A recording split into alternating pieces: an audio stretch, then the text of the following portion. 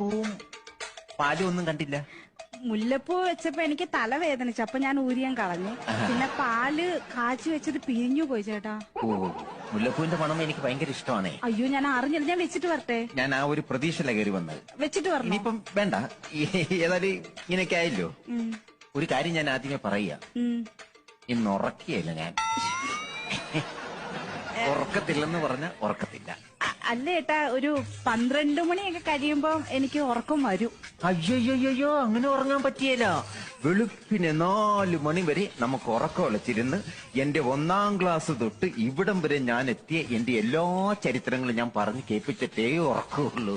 ഞാനിന്ന് ഉറക്കത്തില്ല. ഞാനിന്ന് ഉറക്കിയെന്ന് പറഞ്ഞാ ഉറക്കത്തില്ല, ഉറങ്ങിയെന്ന് പറഞ്ഞാ ഉറക്കിയെന്ന് പറഞ്ഞാ ഉറക്കിയെന്ന്. പറ, ഞാൻ കേട്ടോളാം. ചേട്ടൻ പറ. പൂവും